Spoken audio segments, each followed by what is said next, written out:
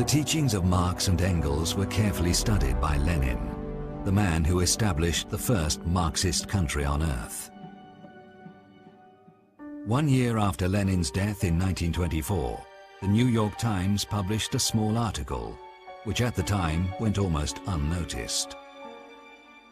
It was about some newly established party in Germany. The National Socialist Labour Party, of which Adolf Hitler is patron and father, persists in believing that Lenin and Hitler can be compared. Who's speaking? A certain Dr. Goebbels. On the speaker's assertion that Lenin was the greatest man, second only to Hitler, and that the difference between communism and the Hitler faith was very slight, a faction war opened with whizzing beer glasses. Amazing.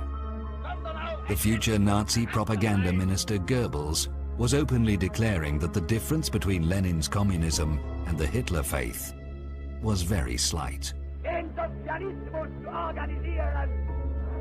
As we read, it didn't go down well with potential voters, so the Nazis changed their tactics.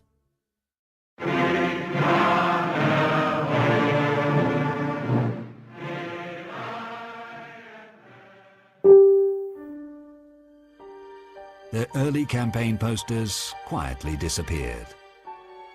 They never again publicly stressed their resemblance to communists. In the inner circle, however, the Nazis and Hitler were more outspoken.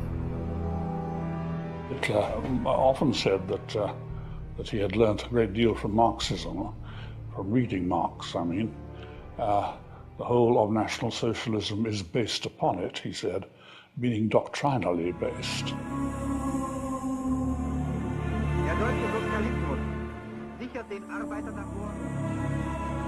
People keep forgetting that Nazi regime in Germany was also socialist. It was, they officially were called National Socialist Workers' Party. So it's a branch of socialism. The Soviets were international socialists, and those were, in Germany, national socialists.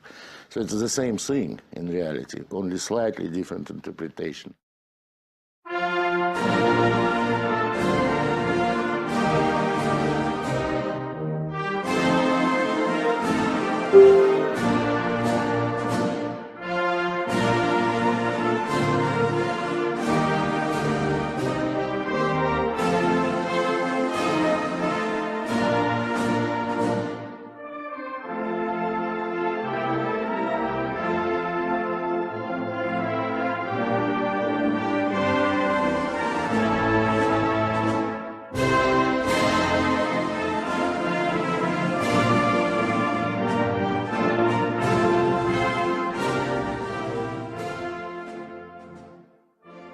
Part of the left went to Hitler. At least in France, part of the socialists went to became advocates of Hitler. The popular British playwright Bernard Shaw supported Hitler in the mass media. The left supported Hitler not because he deceived them. They knew Hitler would kill.